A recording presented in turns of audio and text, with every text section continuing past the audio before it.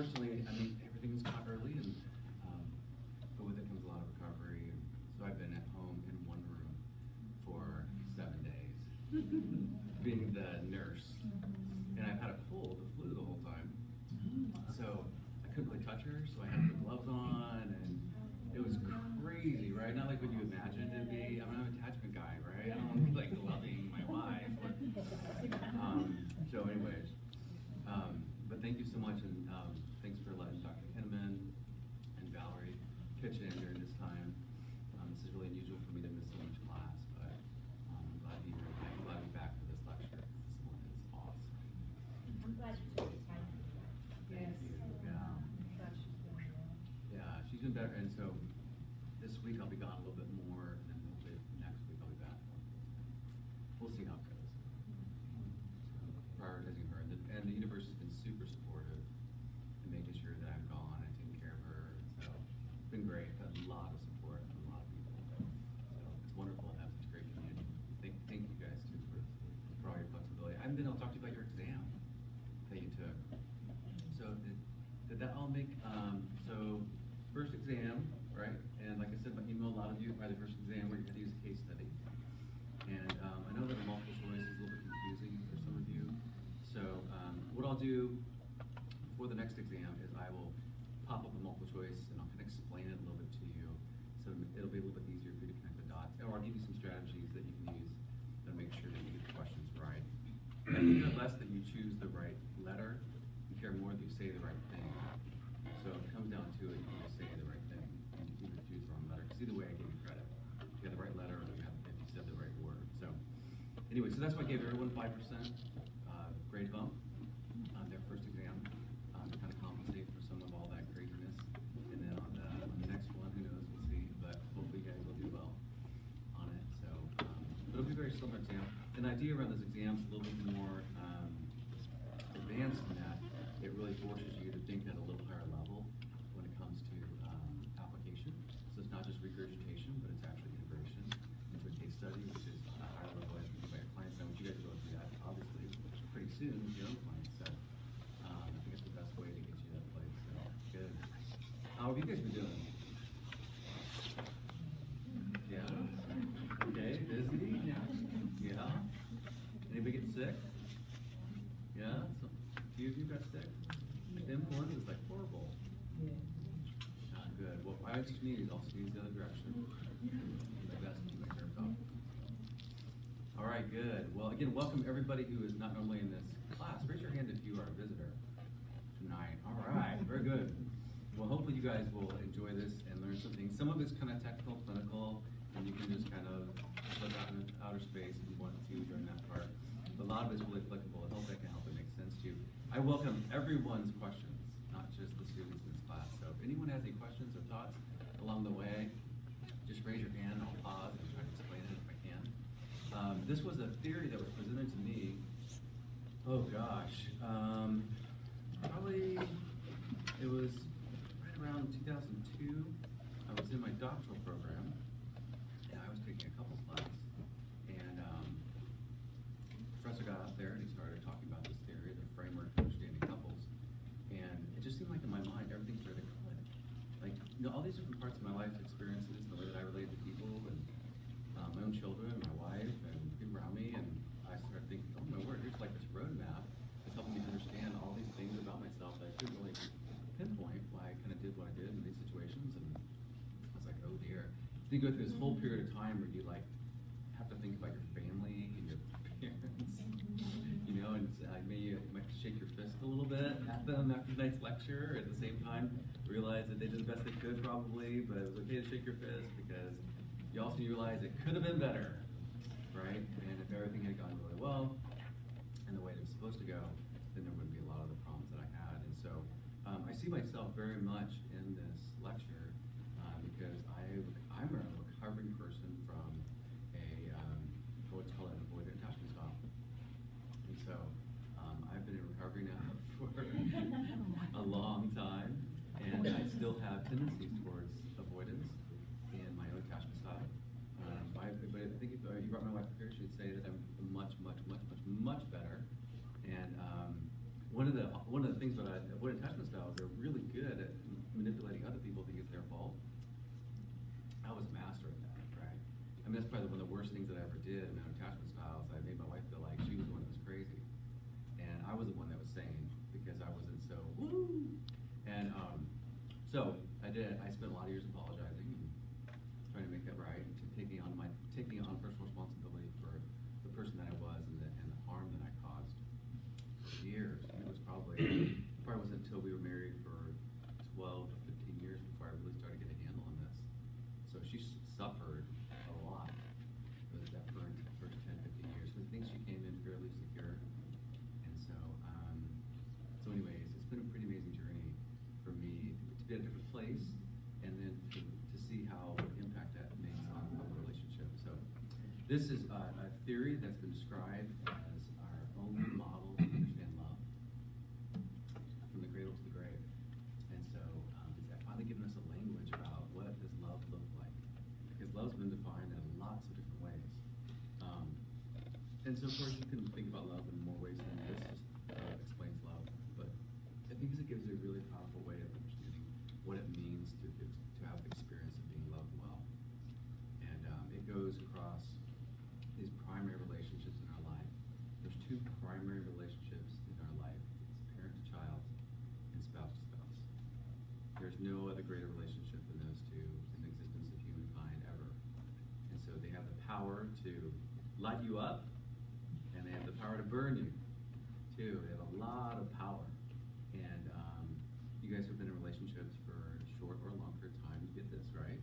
I mean, this person can just make you feel like you were at the top of the world, and you're the most amazing thing ever, or they can make you feel like you were the worst person that ever walked this earth. And so the extremes are available for you in any relationship, and it comes with the territory. But these attachment styles, when paired together, can create a lot of problems in a relationship. One of the things about attachment is that attachment styles are working habitual patterns. They're adaptations that were made in your childhood to an environment that failed you or partially failed you. And so these adaptations are neurologically wired in your brain as a result of pruning that went on in your brain from 0 all the way up till 17, even up to 27 until the brain's fully developed. And so all this pruning went on, and during this pruning time, your mind was either wired for one or two things on a spectrum. It was wired for love, or it was wired for war. And if it was wired for war, most likely you developed an insecure attachment style. If it was wired for love, you mostly developed a secure attachment style. Now that's on the spectrum too. It doesn't mean that someone who has an insecure attachment style doesn't have any love, or can't receive or give love. They just have a more difficult time. Because when you're wired for war, it's very different. When you're wired for war, the way that you act in relationships and the way that you receive and both give care are very different. And I'll explain a little bit along the way how you can be wired for war and wired for love. But the damage isn't permanent. If you end up being wired for more for war as a result of your experiences, which really was an adaptation to your original wiring for love at the time you were born, you can return back to being wired for love. It just takes a lot of work.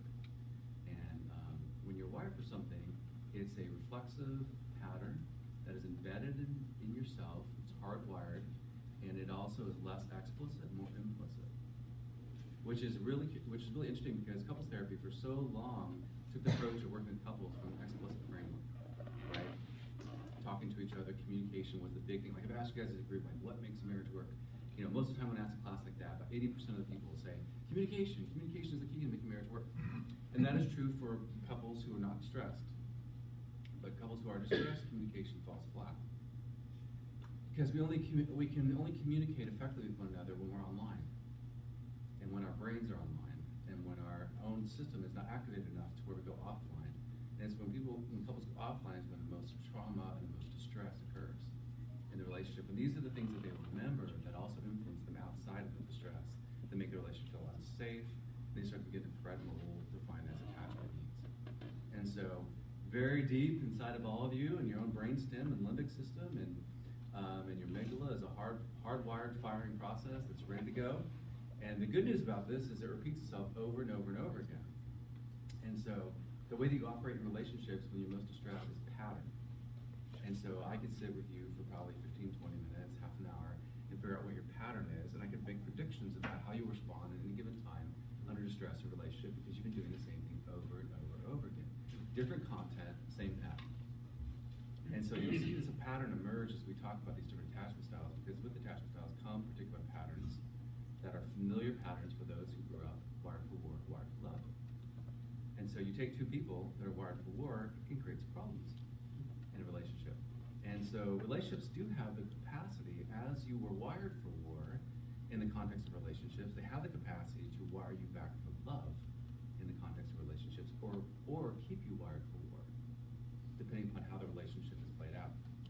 So it's really amazing, right? And that's why I love couples therapies, because what actually created the attachment style is what I'm using to change the attachment style. So the very thing, the very relationship, the hot relationship, the 600-watt bulb that created this whole mess is now the thing that's going to undo it. And I have very little power as a therapist compared to the person sitting next to me. I'm a 60-watt bulb. I get to work really, really hard and show a lot of empathy, and I get just a little bit of tears, right? Maybe I get up to a 90-watt bulb, but I'll never be the 600-watt bulb, that person that you turn to for your basic human needs will ever be. Even though as a therapist, I can play a surrogate attachment figure for individuals that I work with, but in the couples therapy arena, I don't really play so much of a surrogate as I sometimes play a model or facilitator of the process of them turning towards one another as they can without creating higher levels of distress and unsafety. So this is a very nuanced approach to therapy.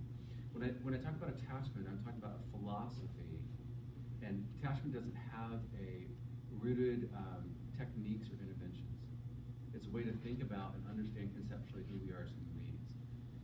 How do we take a philosophy like this and transition into a practical application of work with couples?